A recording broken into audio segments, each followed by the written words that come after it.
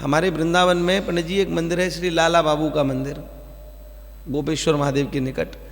तो लाला बाबू के मंदिर की यह विशेषता है कि लाला बाबू जी बड़े अच्छे, शायद बंगाल के ही एक बहुत अच्छे धनाढ्य व्यक्ति रहे, विशेष धनाढ्य।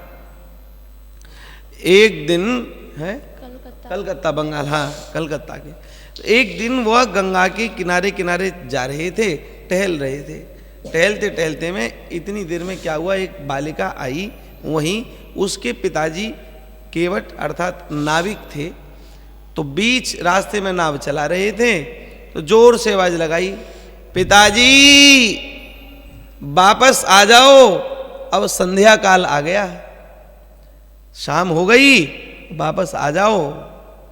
तो कहा तो उसने अपने पिता के लिए था कि संध्या बेला आ गई, अब आप यानी कि दिन छिप रहा है, अब आप घर की ओर वापस आ जाओ, बीच में मत रहो। लेकिन लाला बाबूजी के कान में ये बात पड़ गई। तो जैसे अर्थ और फेस को मिला दो वो और लगा दो तो तुरंत लाइट जल जाती है, बिल्कुल इसी प्रकार से अंतर चक्षु अंतर मन में जो कभी बीज पड़े थे भक्ति के, न जाने जरूरी नहीं है इस जन्म के हों, कितने अनेक पूर्व जन्मों के भी बीज होते हैं और वो कभी हवा पानी लग कर के तुरंत अंकुरित हो जाते हैं। बिल्कुल वही रहा। कहा तो उसने अपने पिताजी से, लेकिन श्री लाला बाबूजी के कान में ये बात पड़ी तो सोचने पर विवश हो गए, अरे अब हमको भी वापस लौट चलना चाहिए। क्यों?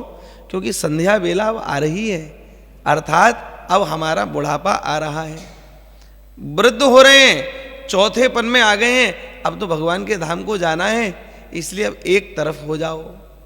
समय पर अगर एक तरफ हो गए तो निश्चित रूप से जो इस जन्म का उद्देश्य है वो पूरा हो जाता है। नहीं तो हमारे श्री करील जी मिथिला के एक संत हुए पंडित जी, बड़ा उन्होंने बढ़िया एक पद लिखा है, बहुत अद्भुत भैया जी। उन्होंने लिखा है, चुनरिया जीर्ण पचरंगी इसी को सी रहा हूं मैं, तुम्हारी याद का मीठा नशा ले जी रहा हूं मैं, तुम्हारी याद का मीठा नशा ले जी रहा हूं मैं। याद का नशा, और कौन सी अवस्था में? बोले पचरंगी चुनरिया क्या है? छित जल पावक गगन समीरा, 5 रंग की चुनरिया है। चुनरिया जीर्ण, ये पचरंगी चुनरिया क्या हो गई है? वृद्धावस्था में जीर्ण हो गई है। अब आंखों से उस भाव से भगवान का दर्शन नहीं होता, अब कानों से मैं इतना अच्छा सुन नहीं पाता। हाँ, इस खाल में भी झुर्रियां पड़ गई हैं। चुनरिया जीर्ण पचरंगी इसी को सी रहा हूं मैं, तुम्हारी याद का मीठा नशा ले जी रहा हूं मैं। हे नाथ, संध्या बेला आ गई, अब एक तरफ हो जाना चाहिए। सब कुछ छोड़ करके श्री वृंदावन आ गए। 1 वर्ष लगातार गैया को जौ खिलाते थे, और जौ में जो गोबर में जौ निकलते थे साबुत, उन जौ को इकट्ठा करते थे और इकट्ठा करके उनको धो करके सुखा करके पीस करके एक फुल्का मात्र बन पाता था, एक रोटी छोटी सी बन पाती। पूरे दिन में वही एक फुल्का को पाते थे, एक रोटी को, और उसको पाकर के केवल भजन भजन और भजन। महाराज जी वैराग्य का पालन किया और उसका प्रभाव ऐसा हुआ कि जब लाला बाबूजी ने 1 वर्ष में बिल्कुल ऐसे कांटा हो गए सूख करके, एकदम इतना ही पाते थे। संपूर्ण जितने भी पाप थे किसी कारण बने हुए, इस जन्म के और पूर्व जन्म के संयोग से, वो कर्म के हों, वाणी के हों, किसी के भी हों, सब के सब झर गए और इतना शरीर पवित्र हो गया। मन में आई, बोले श्री ठाकुर जी की स्थापना करी जाए। बड़े प्रेम से श्री ठाकुर जी की स्थापना मंदिर में कराई।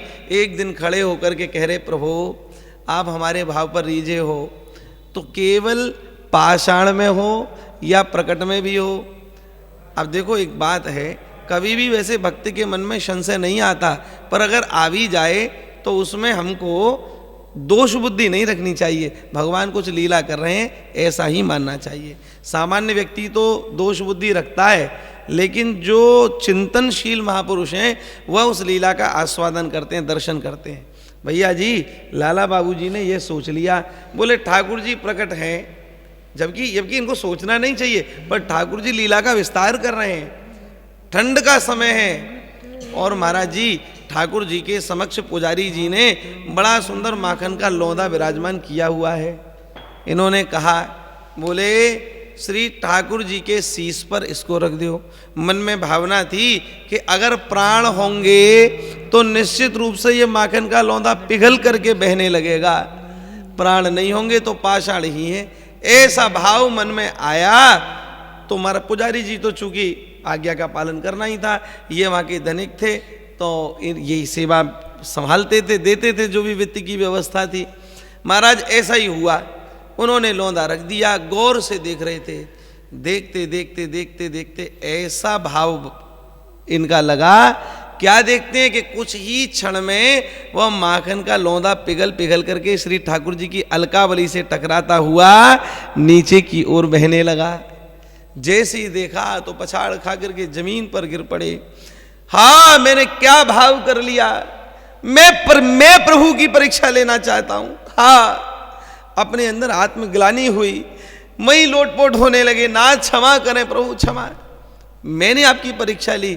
पर वह थोड़ी नहीं, ठाकुर जी मुस्कुरा रहे थे, मैं तो लीला का विस्तार करना चाह रहा था, ये और लोगों के लिए आदर्श है, प्रमाण स्वरूप रहेगा। बोले कोई जो कहे ना कि हमारे विग्रह में प्राण नहीं है, तो महाराज कथावाचकों के लिए मिल जाएगा प्रसाद के, देखो भगवान के विग्रह में प्राण है।